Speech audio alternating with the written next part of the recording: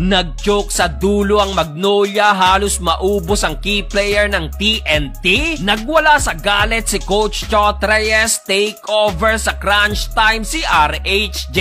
So second game, bakbaka naman ang rival na TNT Tropang Giga at Magnolia Chicken Templados. Opening quarter, dikdikan agad ang laban Xavier Lucero and Duan. Sinagot naman niya ng in-transition layup ni RR Pogoy, pero dito halos magwala si Coach Chot Reyes. Pinagmumurang referee nang hindi tawagan ng foul itong play na to. Well, technical ang inabot dyan ni Coach Chot at sa sumunod na possession, Ian Sanggalang naman binigyan ng siko si RHJ. Knockout ang inabot ni Ronde at natawagan naman ng flagrant foul, penalty 1 si Sanggalang. Down the stretch na lang din ang biglang umalagwa ang TNT. Poy Eram at RR Pugoy kumana ng back-to-back 3-point shot, pero after nyan off the bench nakapagpahabol pa ng buzzer beater 3-point shot si Sanggalang. Natapos ang unang quarter, abante ng 7 puntos ang TNT, 29-22. Second quarter na natiling mainit ang laban. Xavier Lucero again muling binuksan ang opensa ng hot shot sa kanyang top of the key 3-point shot, pero agad-agad binurayan ni Ray ng batak sa kanyang own version ng top of the key. Polly naman kumana ng back-to-back basket, a total of 9 points na si Lethal Weapon. The Beast, Calvin Abueva at RHJ nagkatapatan na rin at naisahan ni The Beast sa play na to matapos matawagan ng offensive foul. Best actor si Abueva at after niya nakuha na niya pa ito ng 2 puntos. Down the stretch, dahil sa 14 tuturan ng Magnolia, finally nakuha na nilang kalamangan 47-45. Showtime si Glenn Robinson sa kanyang 360 two-handed slam dunk. Kaso sa dulo nakabawi ng minira ng TNT at natapos ang first half sa score na 50-49. Bigyan ng thrill ang panonood mo ng basketball, mapa NBA, PBA o kahit anong game. Hulaan lang kung sinong mananalo, kikita ka na. Cash in at cash out method, may GCash, PayMaya at marami pang iba. Up to 12,000 na rin ang first deposit bonus, kaya't mag-register na sa 1xBet. Gamitin lang ang ating link at promo code sa ibaba. Start the third quarter, mai-injury pa si Ray ng batak matapos madaganan ni Abueva sa play na to. Pero good thing at pinagpaglang yan ni Stingray at kumana pa ng back-to-back 3-point shot. Ronde Hollis Jefferson kumana rin ng back-to-back basket at under 6-minute mark. No look now dahil pumalo na naman ang lamang ng TNT sa double digit. Kaso after timeout, agad-agad na bumawi ng mainit na 11 tutura ng Magnolia. Aksidenteng nadali pa sa mukha si Jason Castro ni Mark Baroka, pero agad na nagsorry naman si Mark. Bukod kay Castro, may iniinda rin si Calvin Optana, pero natapos ang third period, tangan pa rin naman ng TNT ang 6 na puntos, 72-66. Fourth and final quarter, another bad news para sa TNT dahil dito nadulas naman itong si Poy Eram. Agad-agad na nagpasab si Eram at dito na pa-take over naman itong si Mark Baroka dahil sa kanyang sunod-sunod na 3-point shot, abay tumabla ng hot shot sa all 76. Halfway mark, Calvin Abueva ibinigay ng kalamangan sa Magnolia, kaya dito napilitang ibalik na si Castro at JP Eram. Under a minute mark, nakabawi ng run ng TNT at dahil sa back-to-back 3-pointer ni Eram at RHJ, nakuha na naman ng TNT ang kalamangan at nakaagaw pa si RHJ 100 dunk. Sa ulit, dyan na natapos ang laban, nag-choke pang Magnolia, panalo ang TNT.